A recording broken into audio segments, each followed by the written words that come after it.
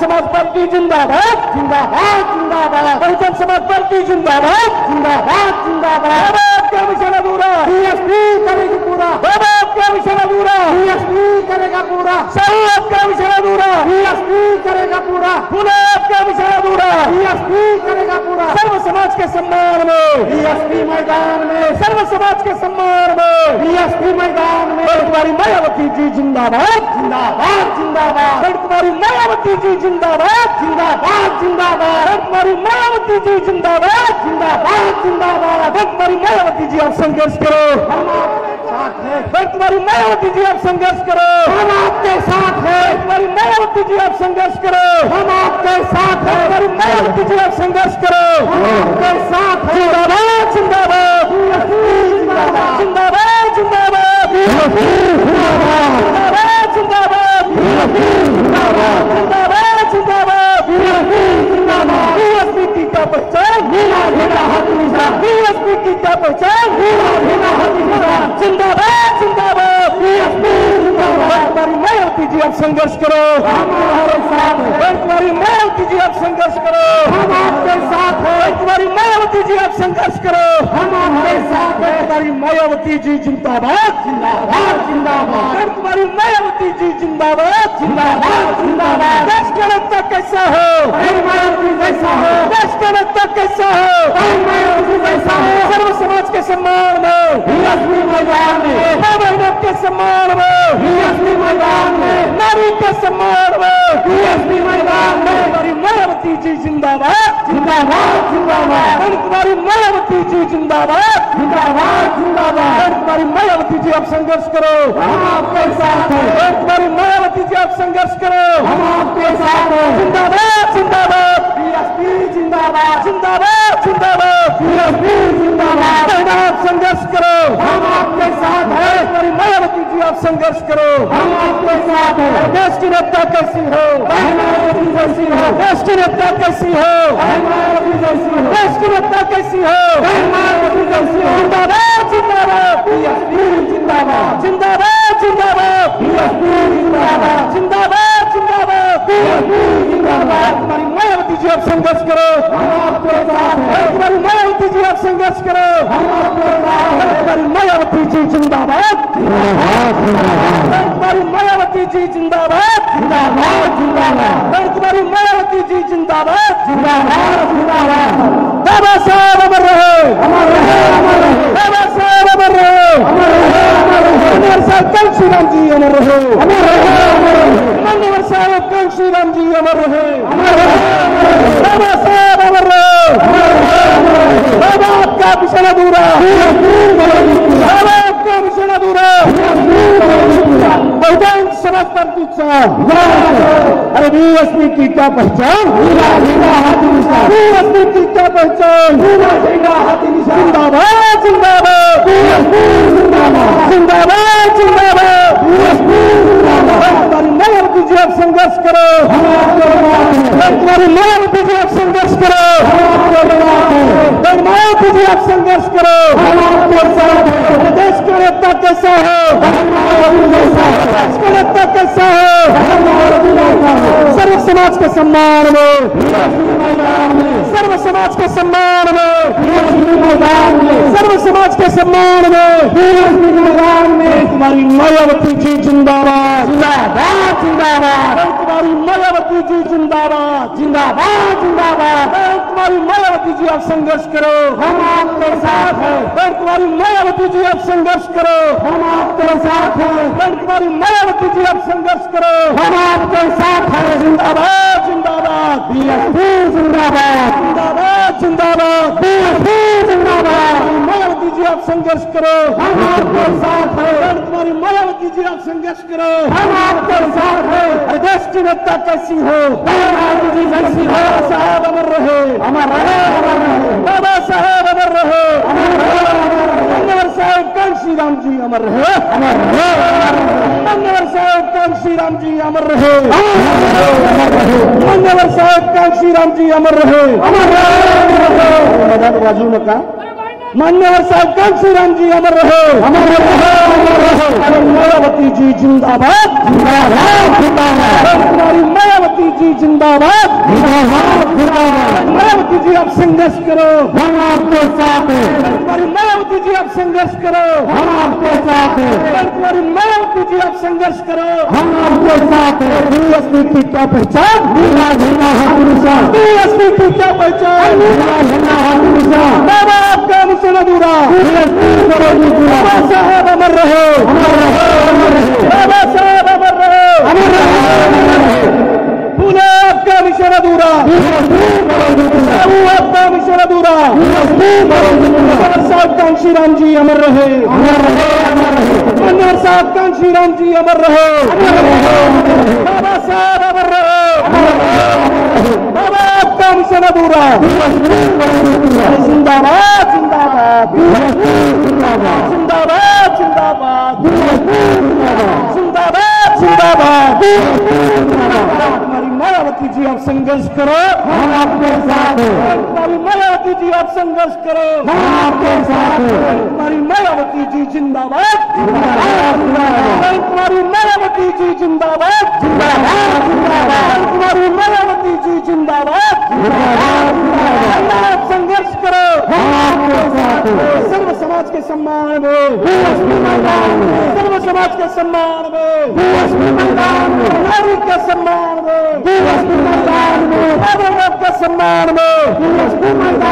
जिंदाबाद, जिंदाबाद, बीएसपी जिंदाबाद, जिंदाबाद, जिंदाबाद, बीएसपी जिंदाबाद। अखिलेश यादव जिंदाबाद, जिंदाबाद, जिंदाबाद, बीएसपी जिंदाबाद, जिंदाबाद, जिंदाबाद। मायावती जी जिंदाबाद, जिंदाबाद, जिंदाबाद।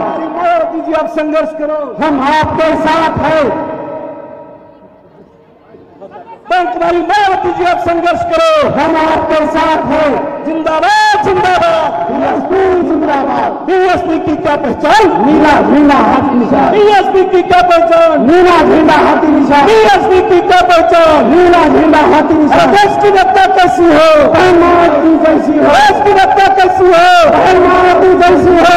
मायावती जी आप संघर्ष करो, हम आपके साथ हैं।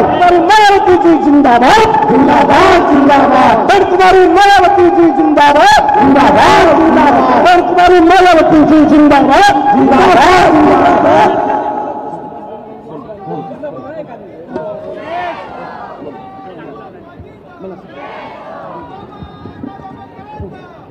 सभी साथियों से विनती है कि थोड़ी देर में बहुजन समाज पार्टी के नेता दलितों, शोषितों, पीड़ितों की मसीहा, आयरन लेडी, इस युग की जिंदा देवी परम आदरणीय बहन कुमारी मायावती जी का चंद मिनटों में आगमन हो रहा है। सभी साथियों से निवेदन कर, बहन जी आप संघर्ष करो, हम आपके साथ हैं। बहन जी आप संघर्ष करो, हम आपके साथ हैं। बहन जी आप आगे बढ़ो, हम आपके साथ हैं। जिंदाबाद, जिंदाबाद, जिंदाबाद, जिंदाबाद, जिंदाबाद। बीएसपी जिंदाबाद। कुमारी मायावती जी जिंदाबाद, जिंदाबाद, जिंदाबाद। कुमारी मायावती जी जिंदाबाद, जिंदाबाद, जिंदाबाद। कुमारी मायावती जी आप संघर्ष करो, हम आपके साथ हैं। कुमारी मायावती जी आप संघर्ष करो, हम आपके साथ हैं। जिंदाबाद, जिंदाबाद, जिंदाबाद। सर्व समाज के सम्मान में, बीएसपी मैदान में। सर्व समाज के सम्मान में, बीएसपी मैदान में। बीएसपी की क्या पहचान, नीला झंडा हाथी निशान। मनोहर साहब कांशीराम जी अमर रहे, अमर रहे, अमर रहे। बाबा साहब अमर रहे, अमर रहे, अमर रहे। बाबा आपका मिशन अधूरा, बीएसपी करेगी पूरा। आपका मिशन अधूरा, बीएसपी करेगा पूरा। आपका मिशन अधूरा, बीएसपी करेगा पूरा। सर्व समाज के सम्मान में, बीएसपी मैदान में। सर्व समाज के सम्मान में, बीएसपी मैदान में। कुमारी मायावती जी जिंदाबाद, जिंदाबाद, जिंदाबाद। कुमारी मायावती जी जिंदाबाद, जिंदाबाद, जिंदाबाद। कुमारी मायावती जी आप संघर्ष करो, हम आपके साथ हैं। कुमारी मायावती जी आप संघर्ष करो, हम आपके साथ हैं। जिंदाबाद, जिंदाबाद, बीएसपी जिंदाबाद। मायावती जी आप संघर्ष करो, हम आपके साथ हैं। सर्व समाज के सम्मान में, बीएसपी मैदान में। सर्व समाज के सम्मान में, बीएसपी मैदान में। मनोहर साहब कांशीराम जी अमर रहे, बाबा साहब अमर रहे, अमर रहे, अमर रहे। कुमारी मायावती जी जिंदाबाद, जिंदाबाद, जिंदाबाद।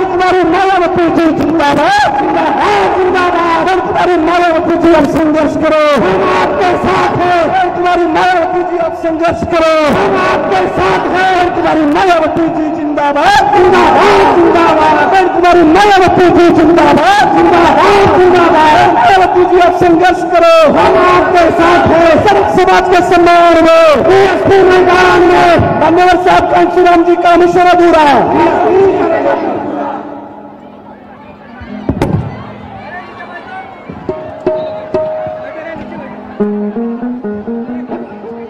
सम्मानित साथियों,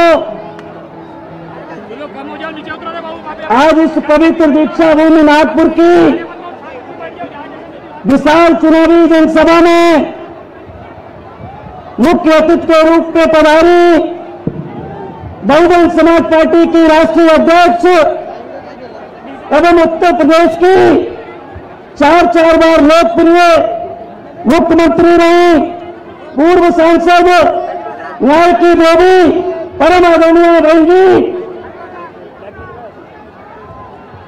का इस अपार जनसमूह और महाराष्ट्र यूनिट की ओर से मैं अपने हृदय की गहराइयों से हार्दिक स्वागत अभिनंदन और वंदन करता हूं। आप लोग जोरदार तालियां बजा करके आदरणीय बहन जी का स्वागत करने की कृपा करें। साथ ही साथ बीएसपी के राष्ट्रीय महासचिव सांसद राज्यसभा माननीय श्री सतीश चंद्र मिश्रा जी का भी इस जनसभा में मैं अपने हृदय की गहराइयों से हार्दिक स्वागत अभिनंदन और वंदन करता हूं। और अब मैं माननीय बहन जी के छोटे भाई के बेटे श्री आकाश आनंद जी का भी महाराष्ट्र बीएसपी यूनिट और आप सबकी ओर से अपने हृदय की गहराइयों से हार्दिक स्वागत अभिनंदन और वंदन करता हूं। साथियों, इस जनसभा में समाजवादी पार्टी के महाराष्ट्र यूनिट के अध्यक्ष अबू हासिम आजमी साहब हैं। मैं उनका भी हृदय की गहराइयों से हार्दिक स्वागत अभिनंदन और वंदन करता हूं। और अब मैं स्वागत की कड़ी में महाराष्ट्र के प्रभारी श्री प्रमोद रेणा जी, महाराष्ट्र के प्रदेश अध्यक्ष श्री सुरेश साथी जी और श्री एडवोकेट संदीप ताजनी जी से अनुरोध करता हूं कि वो आदरणीय बहन जी को हाथी प्रतीक चिन्ह देकर के स्वागत करने की कृपा करें।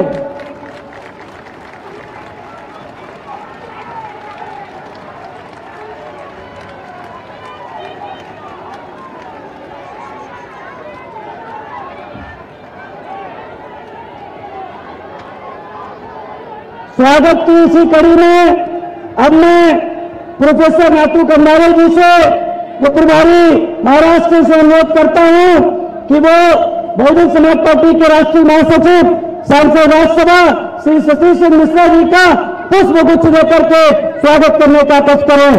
श्री प्रोफेसर खंडारे साहब। और अब मैं श्री कृष्णा जी बोबे जी से अनुरोध करता हूं कि वो आदरणीय बहन जी के छोटे भाई के बेटे श्री आकाश आनंद जी का पुष्प गुच्छ देकर के स्वागत करने का कष्ट करें।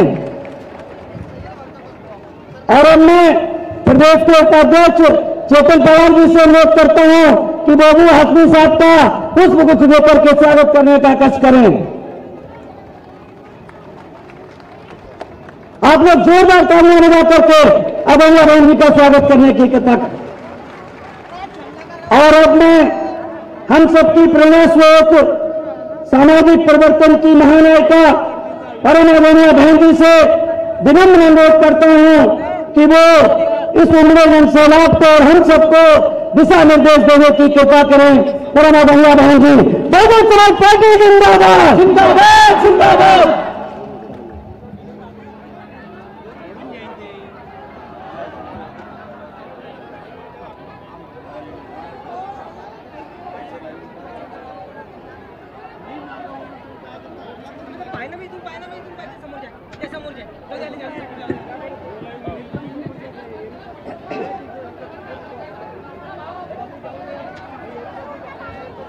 चुनावी जनसभा में इकट्ठा हुए महाराष्ट्र स्टेट के बीएसपी के सभी छोटे बड़े पदाधिकारियों एवं कार्यकर्तागण, तथा यह मंच पर मौजूद सपा के महाराष्ट्र स्टेट के अध्यक्ष श्री अब्बू आजमी जी व इनके अन्य सभी साथीगण, आज आप लोग अपने महाराष्ट्र प्रदेश में यहाँ लोकसभा के लिए हो रहे आम चुनाव में अपनी पार्टी के व सपा के लिए भी छोड़ी गई कुछ सीटों के उम्मीदवारों के समर्थन में मुझे सुनने के लिए यहाँ भारी संख्या में इकट्ठा हुए हैं,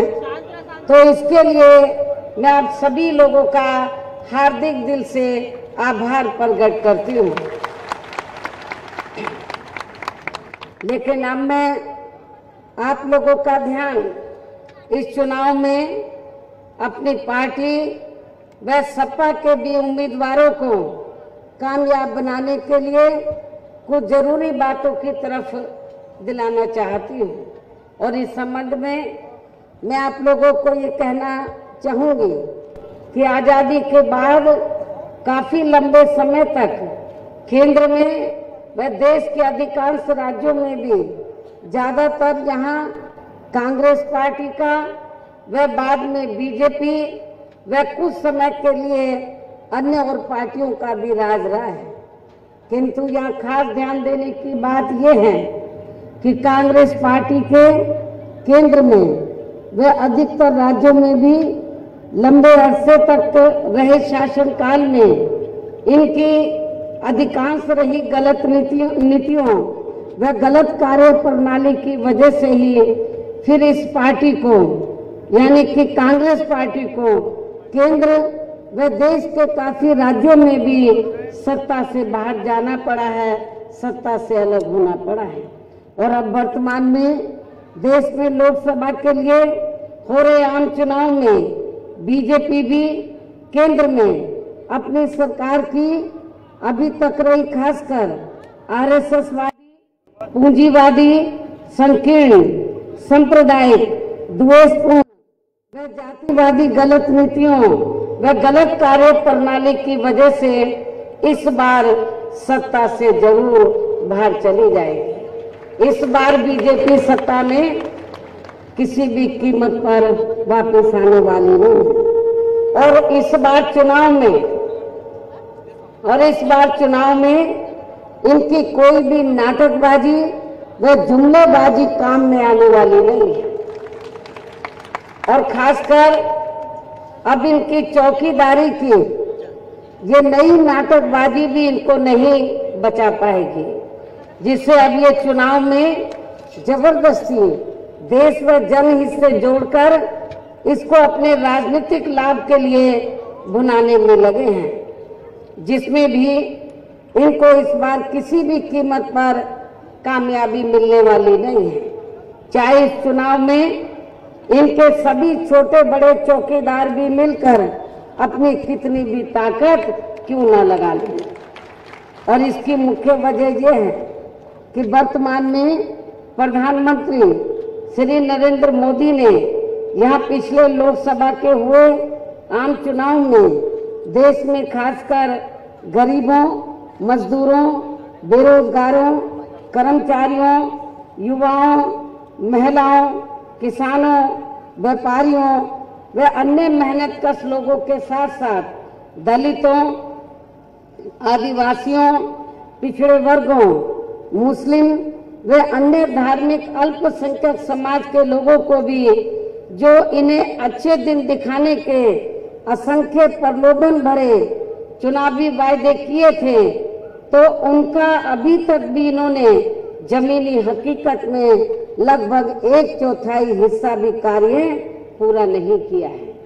और अब अपनी इन कमियों व विफलताओं पर से इनका ध्यान बांटने के लिए खुद प्रधानमंत्री श्री नरेंद्र मोदी ने इन चुनावों के घोषित होने के कुछ दिन पहले से ही देश में पिछले हुए लोकसभा आम चुनाव की तरह ही फिर से यहाँ किस्म किस्म के हथकंडे इस्तेमाल करके जनता को गुमराह करने का भी पूरा प्रयास किया है। जिसके तहत ही ये पूरे देश में ये चुनाव घोषित होने वाले दिन तक भी अपनी सरकार की जबरदस्ती की असंख्य हवाई घोषणाएं व खोखले शिलान्यास एवं अधकच्चे कार्यों का ही उद्घाटन आदि करने में ही ज्यादातर लगे रहे। और ये कार्य इन्होंने पुलवामा में हुए आतंकी हमले वाले दिन तक भी बराबर जारी रखा है, जिससे इनके राष्ट्रभक्त व देशभक्त होने का भी काफी कुछ पर्दाफाश हुआ है। और इतना ही नहीं बल्कि इनके जबरदस्ती किए गए इन कार्यों के प्रचार प्रसार व आयोजन पर भी इन्होंने देश की जनता के कई हजार करोड़ रुपए भी सरकारी खजाने के खर्च कर दिए हैं, जबकि इस अपार धन को यहाँ देश के अति गरीब व अति बेसहारा लोगों के हितों में भी लगाया जा सकता था, किंतु ऐसा इन्होंने नहीं किया। इसके साथ ही प्रधानमंत्री श्री नरेंद्र मोदी की सरकार ने यह चुनाव घोषित होने से पहले देश की जनता को व विभिन्न क्षेत्रों में लगे लोगों को भी लुभाने के लिए अपनी सरकार के आखिरी व अंतरिम बजट में जो भी इन्हें सौगातें दी हैं, तो ये ज्यादातर इनकी अपने राजनीतिक लाभ के लिए दी गई केवल मात्र हवाई व खोखली चुनावी सौगातें हैं, इसके सिवाय कुछ भी नहीं है। जबकि यहाँ विशेषकर देश के किसान तो इस सरकार में शुरू से ही अपनी विभिन्न समस्याओं को लेकर काफी ज्यादा दुखी रहे हैं और अभी भी हैं।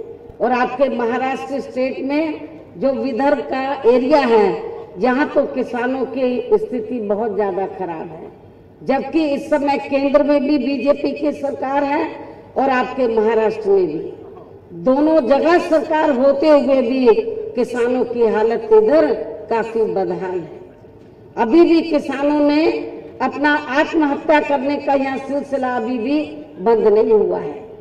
तो किसान यहाँ पर भी किसान लोग अपनी विभिन्न समस्याओं को लेकर काफी ज्यादा दुखी हैं। इसी प्रकार केंद्र की वर्तमान भाजपा सरकार में भी पूर्व की कांग्रेसी सरकार की तरह ही देश के खासकर यहाँ दलितों, आदिवासियों, पिछड़े वर्गों, मुस्लिम व अन्य धार्मिक अल्पसंख्यक समाज के लोगों का भी कोई खास भला आदि होने वाला नहीं है, बशर्ते जब तक यहाँ इनकी व अन्य विरोधी पार्टियों की भी, यानी कि बीजेपी व अन्य विरोधी पार्टियों की भी इन वर्गों के प्रति अभी भी चली आ रही इनकी जातिवादी, हीन, संकीर्ण व सांप्रदायिक सोच पूरे तौर से बदल नहीं जाती है। यही मुख्य वजह है कि इन्हें बाबा साहब डॉक्टर भीमराव अंबेडकर के अथक प्रयासों से पूरे देश में खासकर सरकारी नौकरियों में जो भी आरक्षण की सुविधाएं मिली हैं, तो उसे इन वर्गों के प्रति अभी भी हीन व जातिवादी मानसिकता रखने वाली यहाँ सभी विरोधी पार्टियां एक सोची समझी रणनीति व साजिश के तहत ही प्रभावहीन बनाने में व इसे धीरे धीरे खत्म करने की भी पूरी कोशिश में लगी हुई हैं, जिसके कारण ही देश में केंद्र व अधिकांश राज्यों में भी लंबे अरसे तक राज करने वाली खासकर कांग्रेस पार्टी ने और अब वर्तमान में बीजेपी की केंद्र व इनकी राज्य सरकारों ने भी इनका आरक्षण का कोटा अभी तक भी पूरा नहीं किया है। और इस मामले में लगभग यही खराब स्थिति हमें यहाँ आपके महाराष्ट्र स्टेट में भी देखने के लिए मिल रही है।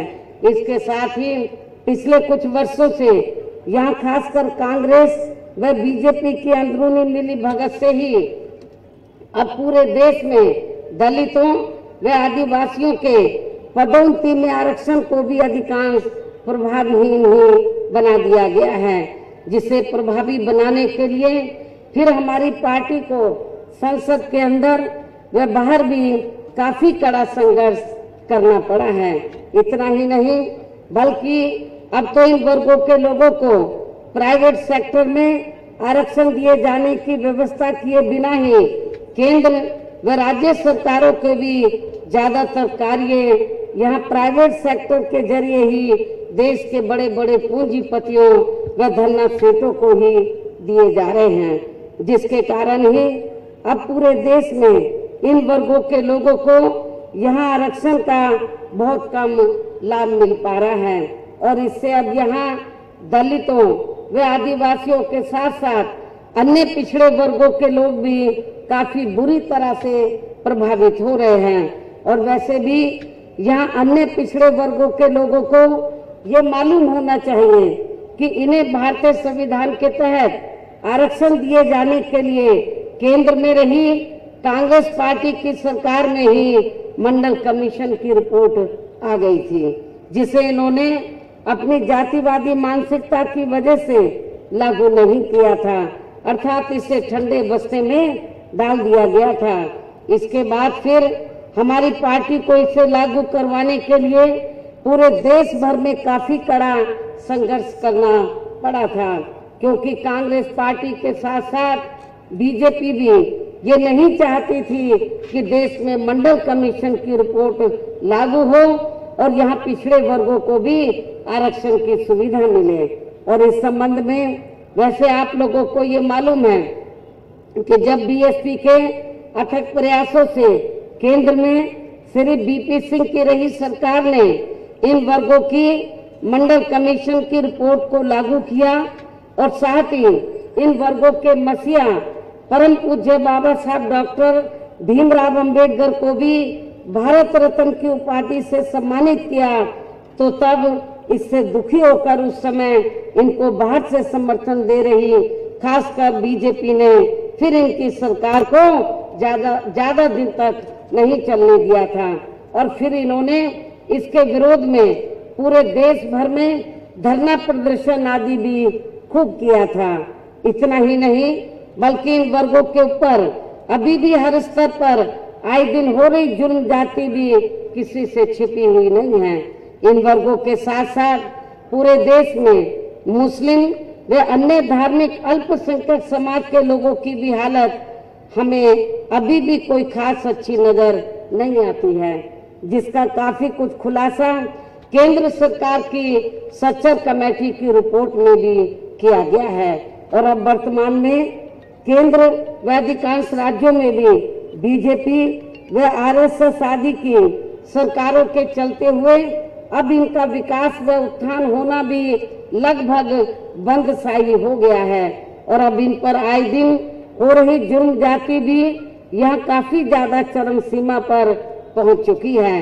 इसके अलावा अभी हाल ही में केंद्र सरकार द्वारा देश में अपर कास्ट समाज में से गरीब लोगों को 10% आरक्षण दिए जाने से भी इनकी स्थिति में पूर्ण रूप से सुधार होने वाला नहीं है, बल्कि इसके लिए इनको अन्य और क्षेत्रों में भी जरूरी ठोस कदम उठाने होंगे। इसके साथ साथ आपके प्रदेश सहित पूरे देश में सर्व समाज में से विशेषकर यहाँ गरीब, मजदूर, किसान, कर्मचारी, व्यापारी एवं अन्य मेहनतकश लोग भी अपनी विभिन्न समस्याओं को लेकर अभी भी हमें काफी ज्यादा दुखी व परेशान हुए नजर आते हैं।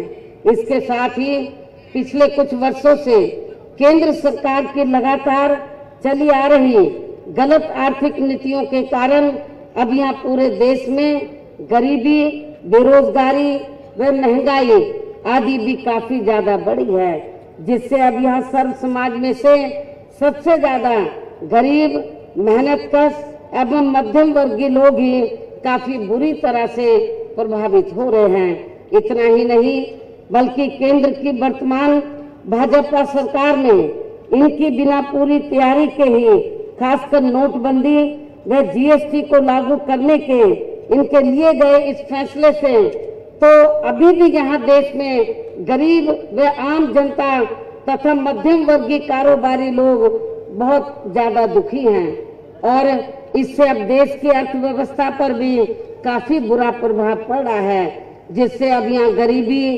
बेरोजगारी, महंगाई व अनेक और गंभीर समस्याएं भी काफी ज्यादा उत्पन्न हो गई हैं। इसके अलावा पिछले कुछ वर्षों से अपने देश में हर स्तर पर यहाँ भ्रष्टाचार भी काफी ज्यादा बढ़ा है। और इतना ही नहीं बल्कि इससे अब यहाँ रक्षा सौदे तक भी अछूते नहीं रहे हैं। और इसको लेकर कांग्रेसी सरकार में बोफोर्स का मामला और अब बीजेपी के सरकार में राफेल का मामला भी इस बात का खास सबूत है।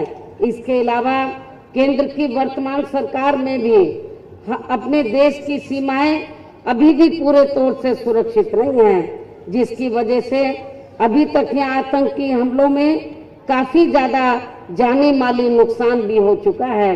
इस प्रकार से अपनी ऐसी खराब स्थिति को देखते हुए पूर्व की कांग्रेसी सरकार की तरह ही बीजेपी की भी वर्तमान केंद्र की सरकार ने फिर षड्यंत्र के तहत अपनी इन सब कमियों पर अपने खास विपक्ष का मुंह बंद रखने के लिए यहाँ पिछले कुछ समय से उनके प्रमुख व प्रभावशाली लोगों को तथा उनके नजदीकी रिश्ते नातों आदि को भी जबरन फर्जी व झूठे मामलों में फंसा के उनका काफी ज्यादा शोषण व उत्पीड़न आदि भी किया है, जो अभी भी लगातार जारी है।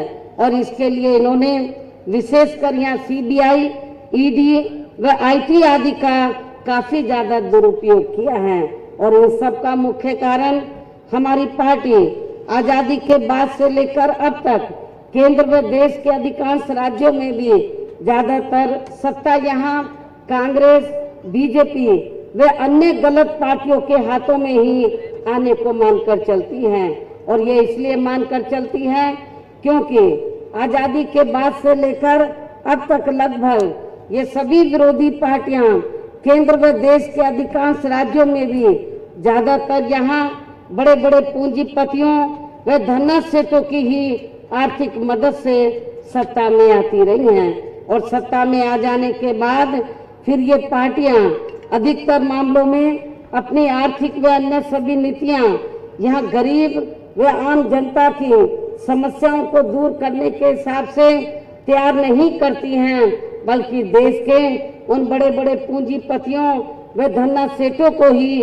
फायदा पहुंचाने के हिसाब से ही अपनी अधिकांश नीतियां तैयार करती हैं, जिनके धन व बल से चुनाव लड़कर ज्यादातर ये पार्टियां केंद्र व राज्यों में तथा यहाँ के खुद के अपने प्रदेश में भी अभी तक यहाँ सत्ता में आती रही हैं, जिसके कारण ही अब पूरे देश में वे आपके खुद के अपने प्रदेश में भी अभी भी हमें यहाँ सर्व समाज के लोग अधिकांश मामलों में अपनी विभिन्न समस्याओं को लेकर काफी ज्यादा दुखी व परेशान नजर आते हैं। जबकि पूरे देश में बहुजन समाज पार्टी ही अकेली एक ऐसी पार्टी है जो विरोधी पार्टियों की तरह देश के बड़े बड़े पूंजीपतियों व धनना सेठों की आर्थिक मदद से नहीं, बल्कि अपनी पार्टी के ही आम कार्यकर्ताओं की आर्थिक मदद से चुनाव लड़कर यहाँ केंद्र व राज्यों की सत्ता में आना चाहती है, ताकि हमारी पार्टी सत्ता में आने के बाद फिर बिना किसी दबाव के वे आजाद होकर यहाँ सर्व समाज के लोगों की सभी समस्याओं का समाधान करके उन्हें हर मामले में वे हर स्तर पर खुशहाल बना सके। और इसी आधार पर चलकर आबादी के हिसाब से देश के सबसे बड़े प्रदेश अर्थात उत्तर प्रदेश में 4 बार हमारी पार्टी ने अपने नेतृत्व में वह सरकार बनाई है। और हमने अपनी सभी चारों रही सरकारों में अपनी पार्टी की विचारधारा एवं सिद्धांतों के तहत चलकर वैसे तो वहाँ सर्व समाज के हितों का पूरा ध्यान रखा है, लेकिन सभी मामलों में प्राथमिकता पहले हमने वहाँ सर्व समाज में से विशेषकर उन शोषित, पीड़ित व उपेक्षित समाज के लोगों को ही दिया है, जिनके हर मामले में व हर स्तर पर वह सभी विरोधी पार्टियों की रही सरकारों में उनकी जातिवादी, संकीर्ण व सांप्रदायिक सोच होने की वजह से काफी ज्यादा उपेक्षा की गई थी। इसके साथ साथ हमारी रही सरकार ने वहाँ सभी वर्गों व विभिन्न क्षेत्रों में लगे लोगों के हितों में भी अनेकों महत्वपूर्ण व ऐतिहासिक कार्य किए हैं, जिनसे उन्हें काफी ज्यादा लाभ पहुंचा है। इसके साथ ही हमने उत्तर प्रदेश में वहाँ गरीब एवं बेरोजगार लोगों को बेरोजगारी भत्ता न देकर उन्हें बड़ी तादाद में सरकारी एवं गैर सरकारी क्षेत्रों में स्थायी रोजगार ही उपलब्ध कराए हैं।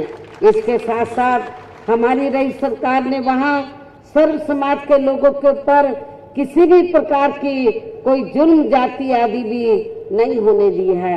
और इस मामले में हमने वहाँ जुल्म जाति करने वाले लोगों को बिना कोई देरी किए हुए उन्हें तुरंत ही जेल की सलाखों के अंदर भेजा है, जहां मेरी सरकार में उनकी सही व असली जगह होती है। इसके अलावा हमारी रही सरकार ने वहां देश में दलित एवं अन्य पिछड़े वर्गों में समय समय पर जन्मे अपने महान संतों, गुरुओं व महापुरुषों में भी खासकर महात्मा ज्योतिराव फूले, श्री छत्रपति शाहू जी महाराज, श्री नारायण गुरु, बाबा साहब डॉक्टर भीमराव अंबेडकर एवं मान्यवर श्री कांशीराम जी आदि को भी विभिन्न रूपों में पहली बार वहाँ पूरा आदर सम्मान दिया है, जिन्हें अभी तक भी वहाँ विरोधी पार्टियों के लोग आसानी से पचा नहीं पा रहे हैं। इस प्रकार से उत्तर प्रदेश में हमारी पार्टी ने अपने चारों रहे शासन काल के दौरान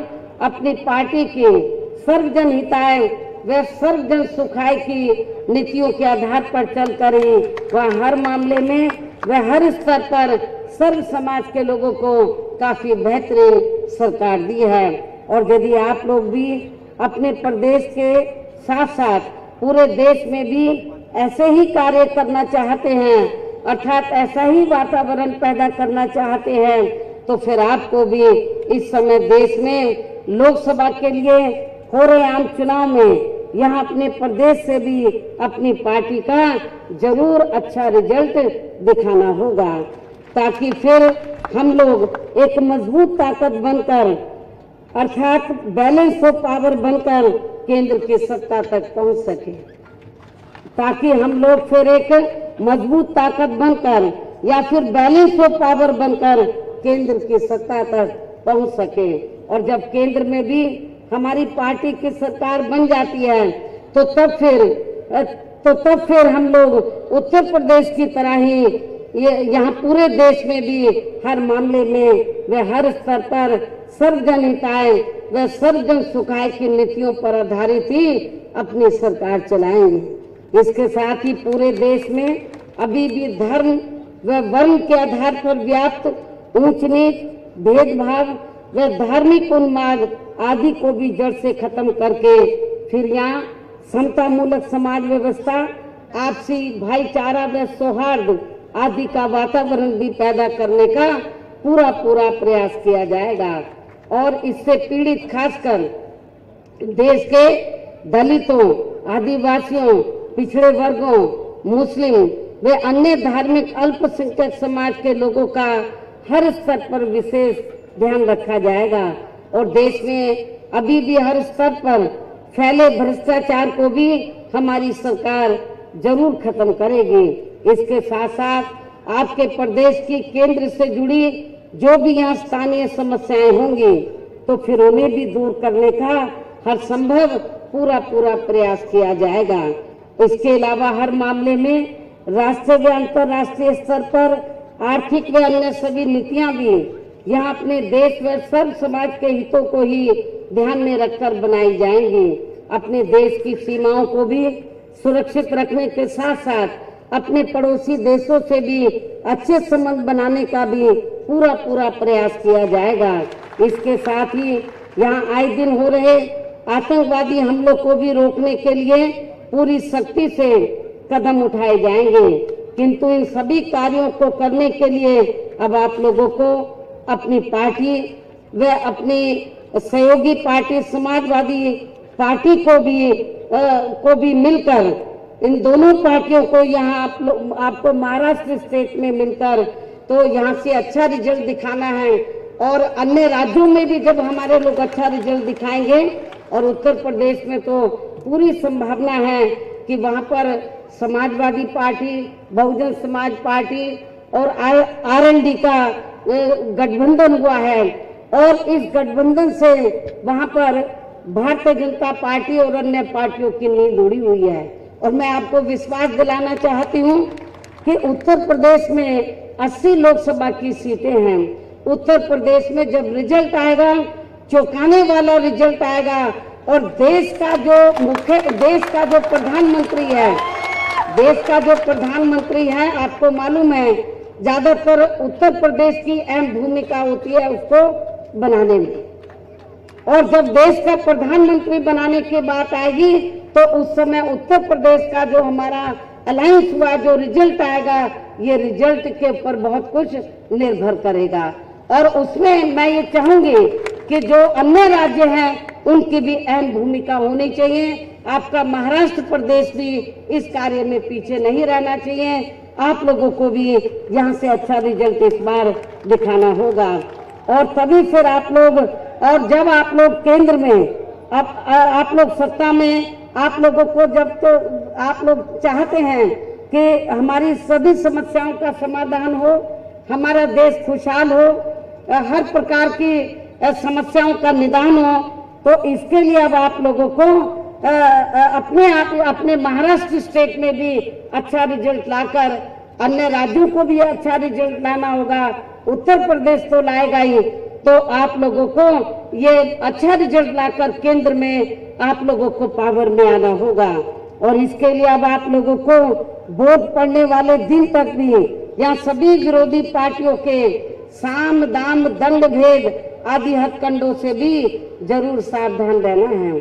और इस संदर्भ में वैसे आप लोगों को ये भी मालूम है कि चुनाव के दौरान अधिकांश यहाँ विरोधी पार्टियां अपने अपने पक्ष में हवा बनाने के लिए खासकर मीडिया व ओपिनियन पोल एवं सर्वे आदि का जो बड़े पैमाने पर इस्तेमाल करती हैं, तो उनसे आप लोगों को कतई भी गुमराह नहीं होना है।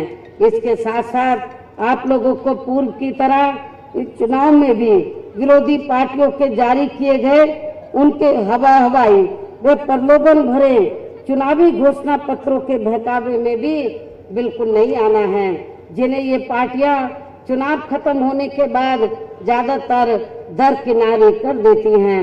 और अब जिन पर से देश की जनता का अधिकांश विश्वास ही उठता जा रहा है, जिसकी खास वजह से ही हमारी पार्टी दूसरी पार्टियों की तरह या किसी भी चुनाव में अपना कोई भी चुनावी घोषणा पत्र आदि जारी नहीं करती है।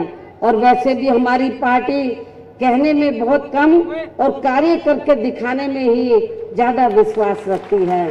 और इस संदर्भ में मैं खासकर बीजेपी व कांग्रेस पार्टी के बारे में, यानी कि चुनावी घोषणा पत्र जब ये लोग जारी करते हैं, खासकर बीजेपी और कांग्रेस पार्टी, तो बड़ी बड़ी बातें ये लोग करते हैं कि हम लोग पावर में आ गए, हम ये करेंगे, और प्रलोभन भरे वायदे अपने चुनावी घोषणा पत्र में ये लोग करते हैं। तो इस संदर्भ में मैं खासकर तो बीजेपी व कांग्रेस पार्टी के बारे में ये कहना चाहूंगी कि बीजेपी ने देश में पिछले लोकसभा के हुए आम चुनाव में अपने जारी किए गए चुनावी घोषणा पत्र में यहाँ केंद्र में अपनी सरकार बनने पर देश की जनता को जो अच्छे दिन दिखाने के असंख्य प्रलोभन भरे चुनावी वायदे किए थे, तो उनके अब ये चुनावी वायदे जो पिछले लोकसभा आम चुनाव में बीजेपी एंड कंपनी के लोगों ने जो बढ़िया प्रलोभन भरे जो उन्होंने चुनावी वायदे किए थे, तो इनके अब ये चुनावी वायदे केंद्र में पूर्व की रही कांग्रेसी सरकार की तरह ही अधिकांश यहाँ हवाई व खोखले ही साबित हुए। और इनका विशेषकर देश के हर गरीब व्यक्ति को 15 से 20 लाख रुपए के हिसाब से देने का ये वायदा भी अब यहाँ पूरी तरह से गरीबों के लिए एक मजाक सा ही बन के रह गया है। इसके साथ ही इस पार्टी का सबका साथ व सबका विकास की भी कही गई ये बात भी केवल यहाँ एक जुमलेबाजी ही बनकर रह गई है। और इतना ही नहीं, बल्कि अब इस चुनाव में इसी प्रकार के प्रलोभन भरे व हवाई चुनावी वायदे कांग्रेस पार्टी भी कर रही है। इस मामले में कांग्रेस पार्टी भी इस बार कोई पीछे नहीं है। जिनको भी इस मामले में पूर्व में या आपके प्रदेश सहित पूरे देश की जनता काफी वर्षों तक आजमा चुकी है, यानी कि कांग्रेस पार्टी को भी तो इस मामले में, चुनावी घोषणा पत्र के मामले में, या आपके प्रदेश सहित पूरे देश की जनता काफी वर्षों तक आजमा चुकी है, जिसकी खास वजह से ही अब ये कांग्रेस पार्टी केंद्र के साथ साथ काफी राज्यों की भी सत्ता से बाहर हो चुकी है। और अब फिर से इस चुनाव में इन्होंने खासकर, यानी कि कांग्रेस पार्टी ने इस चुनाव में खासकर गरीबों के वोटों को लुभाने के लिए अपनी पार्टी के घोषित न्यूनतम आय योजना के जरिए देश के लगभग 20% अति गरीब परिवारों को हर महीने 6,000 रुपए के हिसाब से हर साल 72,000 रुपए देने की जो बात कही है, तो इससे इनको, यानी कि गरीबों को ये कोई स्थायी मदद मिलने वाली नहीं है। ये जो इन्होंने ऐलान किया है, तो इससे यहाँ गरीबों को यहाँ कोई स्थायी मदद मिलने वाली नहीं है, क्योंकि केंद्र व राज्यों में वैसे भी हर 5 वर्ष में यहाँ अधिकांश सत्ता परिवर्तन ही होते रहते हैं, जिसे खास ध्यान में रखकर ही हमारा इस मामले में ये कहना है कि यदि केंद्र में हमें सरकार बनाने का मौका मिलता है, तो फिर हमारी सरकार यहाँ देश में अति गरीब परिवारों को हर महीने 6,000 रुपए देने की बजाय उन्हें सरकारी व गैर सरकारी क्षेत्रों में स्थायी रोजगार देने की ही व्यवस्था करें। और वैसे भी बीएसपी की सोच व नीति के मुताबिक ये जटिल समस्या यानी कि गरीबी को दूर करने की समस्या यहाँ हर हाथ को काम देने से ही दूर हो सकती है। इसलिए बीजेपी की तरह इनके भी इस हवाई वायदे के बहकावे में यहाँ गरीब लोगों को कतई भी नहीं आना है। इन्हीं जरूरी बातों के साथ ही अब मेरा यही कहना है कि आप लोगों को अपने खुद के व अपने प्रदेश के, यानी कि अपने महाराष्ट्र स्टेट के तथा पूरे देश के भी हित में अपने वोटों को इन सभी विरोधी पार्टियों को न देकर केवल यहाँ अपनी एकमात्र हितैषी बहुजन समाज पार्टी वे अपने गठबंधन की यहाँ समाजवादी पार्टी को ही देना है, जो ये केंद्र यहाँ आपके प्रदेश में भी अपनी सरकार बनने पर फिर यहाँ आपके प्रदेश सहित पूरे देश में अपनी यहाँ सर्वजन हिताय व सर्वजन सुखाय पर आधारित ही सरकार चलाएगी। और तभी फिर यहाँ हमारे महान संतों, गुरुओं व महापुरुषों आदि का भी अधूरा रहा सपना जरूर साकार हो सकता है।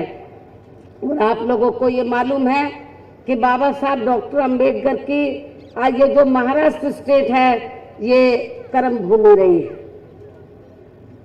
और बाबा साहब डॉक्टर अंबेडकर के देहांत के बाद ये इत्तेफाक ही है कि मान्यवर श्री कांशीराम जी की भी यही अधिकांश कर्म भूमि रही है। तो बाबा साहब डॉक्टर अंबेडकर ने तो भारतीय संविधान में आप लोगों को जिंदगी के हर पहलू में आगे बढ़ने के लिए और इसके साथ साथ जो खासकर वीकर सेक्शन के लोगों को और जो धार्मिक अल्पसंख्यक समाज के लोग हैं, मुस्लिम व अन्य अखिलेश समाज के जो लोग हैं, तो इन लोगों का जान माल व मदद सुरक्षित रहे, तो इसके लिए जो धर्म निरपेक्षता के आधार पर उन्होंने जो देश का संविधान बनाया, आइन तैयार किया, मैं समझती हूँ तो ये आज जो अपने देश में जो थोड़े बहुत जो मुस्लिम या अन्य धार्मिक अल्पसंख्यक समाज के लोग सुरक्षित हैं, तो ये परम पूज्य बाबा साहब डॉक्टर अंबेडकर की ही देन है। वरना यहाँ पर वर्तमान में जो बीजेपी पावर में है और जो इनका जो मेन जो संगठन है आरएसएस, जो इनकी नीति तैयार करता है, और नागपुर तो आरएसएस का हेड ऑफिस है, यहाँ से पूरा कंट्रोल ये लोग करते हैं। और ये लोग नहीं चाहते हैं कि भारतीय संविधान के तहत तो आप लोगों को जिंदगी के हर पहलू में आगे बढ़ने का मौका मिले। और ये लोग फिर से पुरानी वर्ण व्यवस्था को कायम करके आप लोगों को अपना गुलाम और लाचार बनाकर रखना चाहते हैं। इसलिए मैं चुनाव के मौके पर आप लोगों को ये कहना चाहती हूँ कि बाबा साहब डॉक्टर अंबेडकर के संघर्ष को याद करो। उन्होंने क्या क्या आप लोगों को सलाह दी। भारतीय संविधान में उन्होंने कोरी सलाह ही नहीं दी, संघर्ष ही नहीं किया, बल्कि उन्होंने भारतीय संविधान में जिंदगी के हर पहलू में आगे बढ़ने के लिए कानूनी अधिकार भी दिए। और इतना ही नहीं, कानूनी अधिकार देने के साथ साथ आपको वोट का अधिकार दिया। और आपको ये भी उन्होंने कहा कि आप लोगों को मैंने कानूनी अधिकार तो दे दिए हैं, यदि आप लोग सही मायने में इसका पूरा फायदा उठाना चाहते हैं तो आप लोगों को केंद्र और राज्यों में राजनीतिक सत्ता की मास्टर चाबी खुद अपने हाथों में लेनी होगी। इसलिए मेरा आप लोगों से यही कहना है, यदि आप लोग आपस में भाईचारा पैदा कर लें और आप लोग संगठित हो जाएं तो आप लोग अपने आप में बहुत बड़ी ताकत है।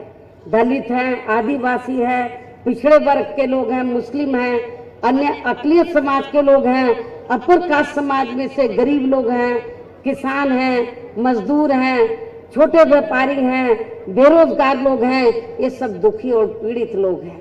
यदि आप लोग आपस में आप लोग भाईचारे के आधार पर संगठित हो जाते हैं तो मैं समझती हूँ कि आजादी के बाद से लेकर अब तक यहाँ पर वर्षों बीत चुके हैं, केंद्र और राज्यों में विभिन्न पार्टियों की सरकारें रही हैं, लेकिन आप लोगों की स्थिति में, आर्थिक स्थिति में कोई खास सुधार नहीं आया है।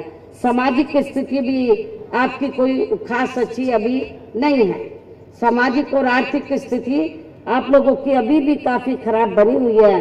तो ऐसी स्थिति में मेरा आप लोगों से यही कहना है कि आप लोगों को अपने महान संतों, गुरुओं और महापुरुषों के बतावे रास्तों पर चलकर, तो मान्यवर श्री कांशीराम जी ने जो आप लोगों को बहुजन समाज पार्टी के नाम से एक राजनीतिक प्लेटफॉर्म दिया है, इसके जरिए अब आप लोगों को अपने आप को तैयार करके, और चुनाव एक मौका होता है, चुनाव में यदि आप लोग अच्छा रिजल्ट दिखा दे तो आप लोग अपने संतों, गुरुओं और महापुरुषों का जो अधूरा रहा सपना है उसको आप लोग जरूर पूरा कर सकते हैं। मैं समझती हूँ, लेकिन इसके लिए आप लोगों को इस चुनाव में एक मौका मिलता है आप लोगों को।